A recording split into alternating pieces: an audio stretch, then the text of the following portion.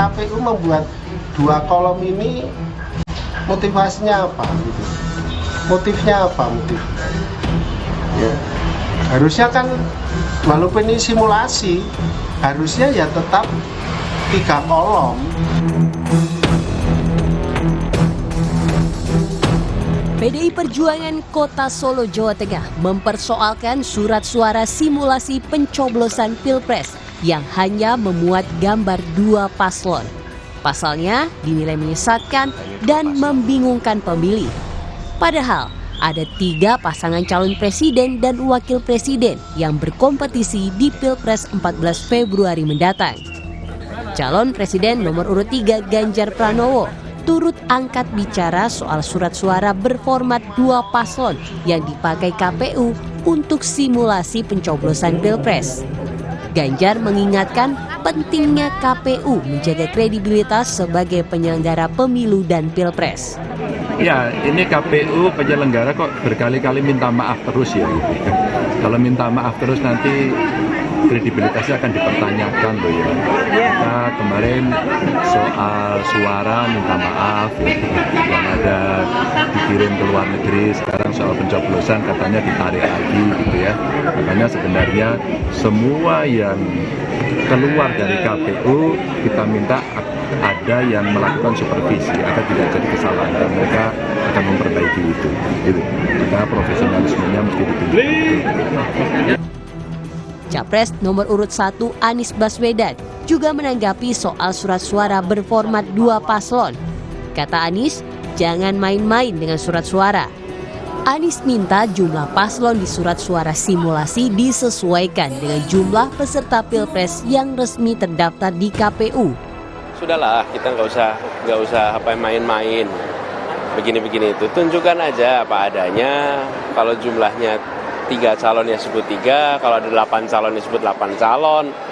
Jadi buat apa di otak-atik ya begitu, tidak menghormati rakyat intinya. Simulasi pencoblosan dengan surat suara berformat 2 paslon ini diketahui sudah dipraktikkan di sejumlah tempat di Solo. PDIP Solo pun meminta KPU mengulang simulasi dengan format 3 paslon. Sementara itu, KPU Kota Solo menyatakan pihaknya hanya melaksanakan aturan yang sudah ditetapkan KPU Pusat, termasuk desain surat suara 2 paslon yang dipakai untuk simulasi pencoblosan. Tim Liputan, Kompas TV.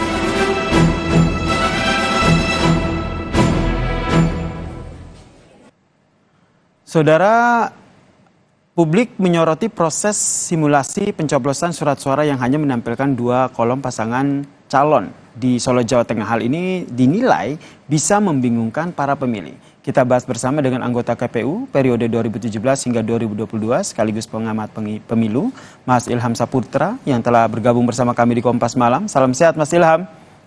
Salam sehat Mas. Mas Ilham, kalau kita lihat nih KPU Kota Solo menyatakan bahwa hanya melaksanakan aturan yang sudah ditetapkan oleh KPU, termasuk desain surat suara 2 paslon nih yang dipakai untuk simulasi pencoblosan. Emang aturannya seperti itu ya Mas? Ya sebetulnya kan teman-teman di kabupaten kota maupun di provinsi, dia itu kan mendapatkan bagaimana cara mensimulasikan pemilu ya, itu tentu dari pusat, bagaimana aturan mainnya dan bagaimana kemudian, dan bahkan kadang-kadang kita juga mensupport surat suaranya itu daminya itu dari KPU RI, karena agar kemudian menghindari ada perbedaan-perbedaan konsep terhadap surat suara gitu ya, karena ini kan simulasi ini kan fungsinya adalah melakukan sosialisasi kepada masyarakat dan harus disesuaikan dengan kondisi asli pada tanggal 14 Februari yang akan datang. Berarti ini menurut Anda sebuah kelalaian yang dilakukan? Nah ini tentu perlu diinvestigasi. Nah kalaupun kemudian ini dilakukan, pertama kita cari tahu dulu siapa yang melakukan ini, apakah ada unsur kesengajaan atau tidak, atau hanya human error seperti yang disampaikan oleh KPU RI ya, disampaikan oleh Pak Idam, salah seorang komisioner. Beliau mengatakan bahwa ini hanya human error. Tapi persoalannya kemudian tidak segampang itu mengatakan ini human error. Ini harus dilakukan investigasi menyeluruh apakah ada unsur kesengajaan. Nah ini Bawaslu tentu saja saya kira penting untuk melakukan investigasi terhadap persoalan ini. Karena ini muncul kekhawatiran, ketidakpercayaan publik kepada KPU RI terhadap peristiwa-peristiwa seperti ini. Seperti di Taipei sudah ada kejadian kemarin, itu juga dikatakan error. Kemudian sekarang dalam hal percetakan surat suara untuk simulasi juga dikatakan human error. Kalau human error terus, kemudian di mana profesionalitas KPU dalam rangka menyelenggarakan pemilu yang akan datang. Nah, oleh karenanya untuk mengklarifikasi itu harus dibuat investigasi menyeluruh. Pertama mungkin bisa dilakukan investigasi secara internal oleh KPRI. Kalau dikatakan human error, lantas kemudian cuma human error begitu saja, tetapi harus dilakukan investigasi. Ya, human Oke. error itu mana seperti itu. Kalau seperti yang tadi disampaikan, ada human error, kemudian nantinya ada investigasi. Ini akan berujung cukup dengan minta maaf, mohon maaf, ini adalah kesalahan, ini adalah human error, atau ada langkah tegas begitu berupa sanksi atau seperti apa? Ya, Bawaslu tentu sebagai komponen penyelenggara pemilu dalam hal ini mengawasi pemilu, tentu harus kerja-kerja yang masif terhadap kejadian ini gitu ya. Karena saya juga punya catatan tidak hanya terjadi di Solo, ini juga terjadi di Banten di akhir Desember lalu ketika melakukan simulasi. Dan itu ada hanya dua pasangan calon gitu ya. Jadi saya sekali lagi menghimbau kepada KPU kalau dikatakan human error, yaitu harus dilakukan investigasi internal, siapa yang melakukan human error itu, dan apakah ada unsur kesengajaan atau tidak. Kemudian Bawaslu sebagai pengawas tentu juga harus melakukan investigasi yang menyeluruh, apakah ini benar-benar human error atau kemudian memang ini ada unsur kesengajaan. Ini Nah, ini bisa, maaf saya potong, ini bisa bermuara pada pemberian sanksi? bisa dilaporkan ke Dewan Kehormatan Penyelenggara Pemilu karena dianggap sebagai pelanggaran etik. Demikian.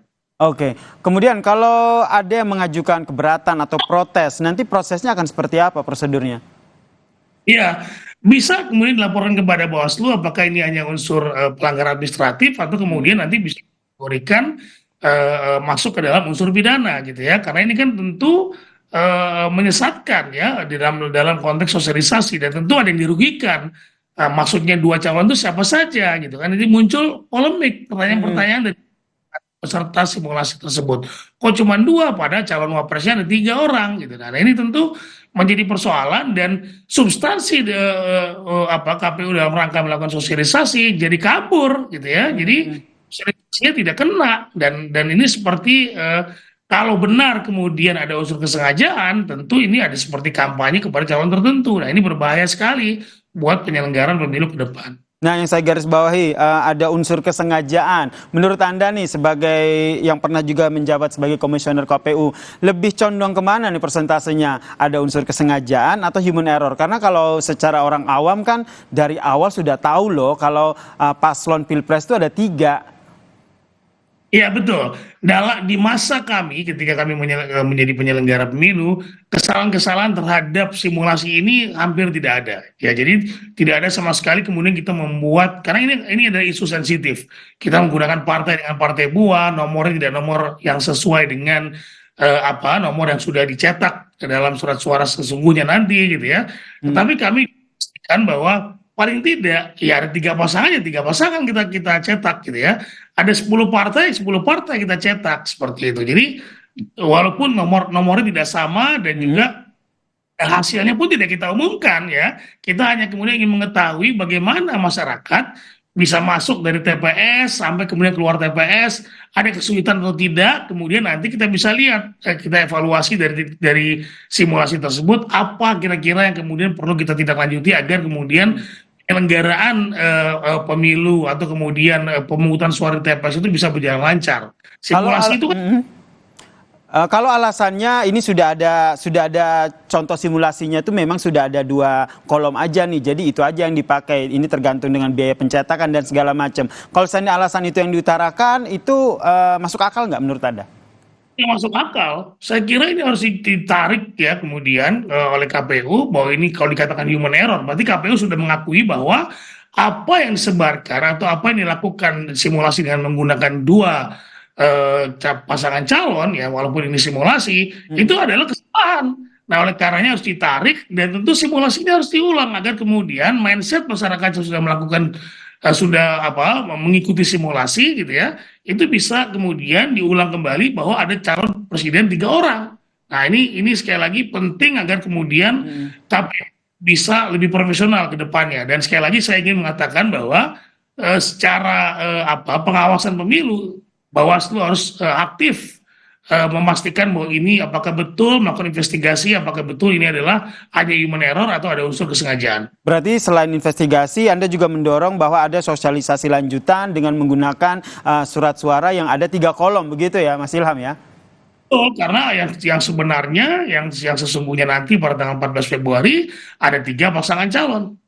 Baik, terima kasih anggota KPU periode 2017-2022 sekaligus pengamat pemilu Mas Ilham Saputra telah bergabung bersama kami di Kompas Malam. Salam sehat Mas Ilham. Terima kasih.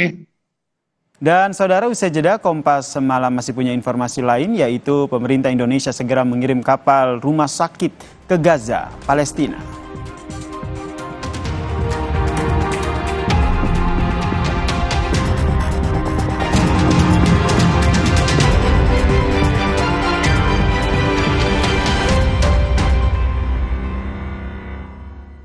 Woi, jangan asal nubruk. Lu yang asal nubruk. Nih, yang gak asal nubruk. Gula aren instan nomor 1 di Indonesia ada versi tubruknya. Top Coffee susu gula aren tubruk. Paduan kopi tubruk, susu dan gula aren. Gile. Ampasnya lebih halus, brother. Gak sembarang kopi susu nih. Ampasnya aja enak. Berkelas nih, bos. Asalnya pengen